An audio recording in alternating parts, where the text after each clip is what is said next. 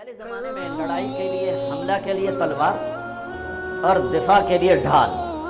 تو جنگجو لوگوں کے ایک ہاتھ میں ڈھال ہوتی تھی اور ایک ہاتھ میں تلوار ہوتی تھی.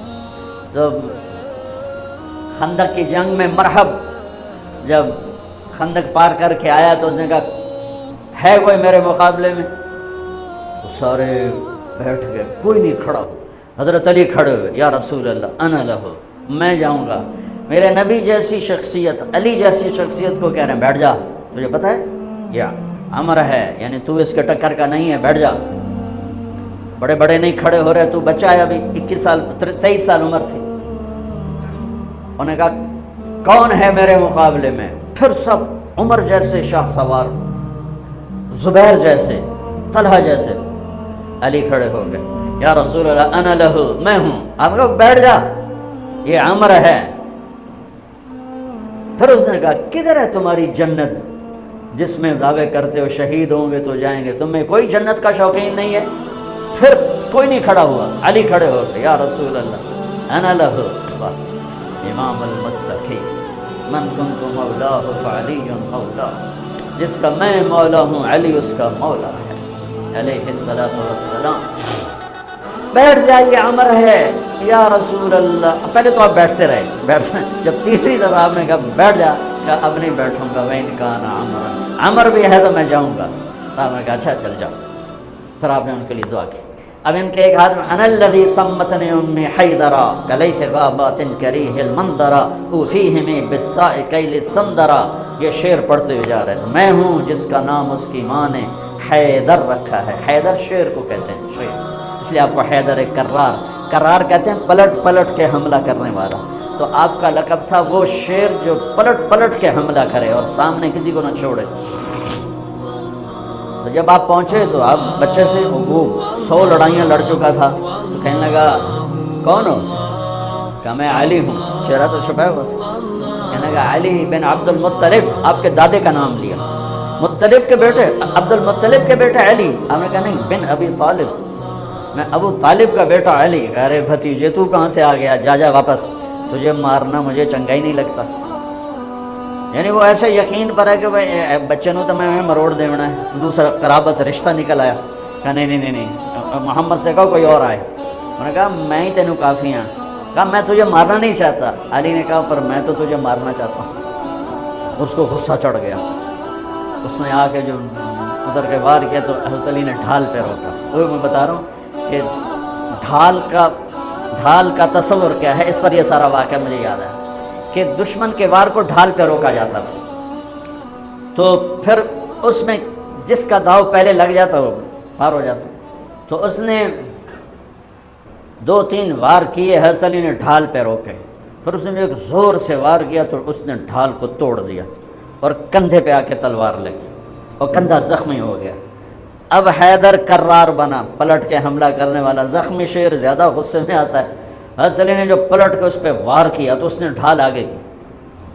تو علی کی تلوار نے ڈھال کو توڑا اور کندھے پر لگی, اس کی بھی کندھے پر لگ کے بس طاقت ختم ہو گئی. لیکن کرار کی تلوار ڈھال کو توڑا, کندھے کو توڑا اور پوری باڈی کو چیر کے 2 حصوں میں پھینک.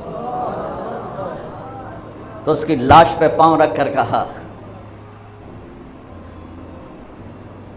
عبد الحجارۃ من صفاحت رأیہ وعبدت رب محمد بالصواب.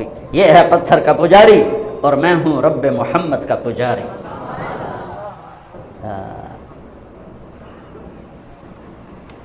علی تقتحم الفوارس هكذا عني وعنهم أخروا أصحابي عبد الحجارة من صفاحة رأيه وعبدت رب محمد بالصواب وعرفت عن أثوابه ولونني كنت المقتر بزني أثوابي لا تحسبن الله خاذل دينه ونبيه يا معشر الأحزاب. یہ اشعار فی البدی پڑھے جس میں سے میں نے ایک کا ترجمہ آپ کو کر کے دے دیا ہے. تو ڈھال کیا ہے؟ دشمن سے بچاؤ. تو کوئی ڈھال ہونی چاہیے جو شیطان سے بھی بچاؤ ہو. وہ تو کم بخت ہمارے دل میں اتر جاتا ہے. تو میرے نبی کی ایک حدیث, الصوم جنہ, الصوم جنہ, الصوم جنہ. میں دہرا رہا ہوں, روزہ ڈھال ہے، روزہ ڈھال ہے، نماز ڈھال ہے نہیں، زکوٰۃ ڈھال ہے نہیں، حج ڈھال ہے نہیں، جہاد ڈھال ہے نہیں، تبلیغ ڈھال ہے نہیں، تلاوت ہے نہیں، تہجد نہیں، تسبیح نہیں، قربانی نہیں، خیرات نہیں، کیا؟ روزہ شیطانی لشکر کے خلاف ڈھال ہے۔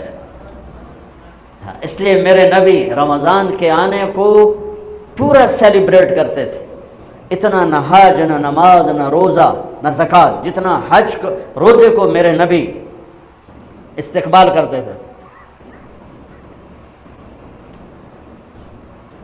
آپ ممبر پر کھڑے ہوئے کہا وہ کون آ رہا ہے، یوں کہا۔ اب صحابہ کا منہ تو ادھر ہے، ماذا یستقبلکم وماذا تستقبلون، وہ کون آ رہا ہے، تم کس کے سامنے جا رہے ہو؟ حضور ایسے ہو گئے۔ پھر آپ نے کہا ماذا یستقبلکم وماذا تستقبلون، وہ کون آ رہا ہے، کس کے سامنے جا رہے ہو؟ پھر صحابہ ایسے ہو گئے۔ پھر آپ نے کہا ماذا یستقبلکم وماذا تستقبلون، وہ کون آ رہا ہے، کس کے سامنے جا رہے ہو؟ حضرت عمر کھڑے ہو گئے، یا رسول اللہ اوحی نزل، کوئی وحی آ گئی؟ آپ نے کہا لا نہیں۔ اعدو حضر، کیا کسی دشمن نے حملہ کر دیا؟ آپ نے کہا لا نہیں۔ کہا تو پھر کیا ہے؟ ہم نے کہا رمضان آ رہا ہے۔ سبحان اللہ، وہ کون آ رہا ہے؟ رمضان آ رہا ہے۔ رمضان کیا آ رہا ہے؟ ڈھال آ رہی ہے، کیا ہے؟ شیطان کا حملہ۔ یہ ایسی ڈھال ہے، دشمن سامنے سے وار کرے گا، ڈھال آگے کرو گے، اور وہ پیچھے سے آئے گا، تم پیچھے مڑ کے ڈھال کو ادھر لے جاؤ گے، ادھر آئے گا تو ادھر کرو گے، ادھر آئے گا تو ادھر کرو گے، پیچھے سے آئے گا تو پیچھے کرو گے، لیکن وہ تو ٹوٹ سکتی ہے۔ روزہ وہ ڈھال ہے، اگر صحیح کر گئے تو پورے دنیا کے شیطان نہیں توڑ سکتے۔ رمضان آ رہا ہے۔ رجب سے اہتمام شروع ہو جاتا تھا، 2 مہینے پہلے رجب کا چاند دیکھتے ہی میرے نبی فرماتے اللہم بارک لنا فی رجب و شعبان وبلغنا الی رمضان، یا اللہ ہمارے رجب اور شعبان میں برکت دے دے اور ہمیں رمضان نصیب فرما، رمضان ہمارے مقدر فرما۔ اور رمضان کو میرے نبی نے جس طرح قرآن سے آباد کیا، سبحان اللہ، اللہ تعالیٰ نے رمضان کا نام رکھا قرآن میں، محرم، صفر، ربیع الاول، ربیع الثانی، جمادی الاولی، جمادی الثانی، رجب، شعبان، شوال، ذوالقعدہ، ذوالحج، 11 مہینوں کے نام عربوں نے خود رکھے۔ 12واں مہینہ رمضان اللہ نے قرآن میں اس کا نام رکھا اور پھر عربوں سے رکھوایا، چونکہ اللہ نے قرآن اس وقت پڑھا تھا جب زمین آسمان بھی نہیں تھے، تو اللہ نے قرآن کی تلاوت فرمائی اور اس میں شہر رمضان آیا تھا، شہر رمضان الذی انزل فیہ القرآن۔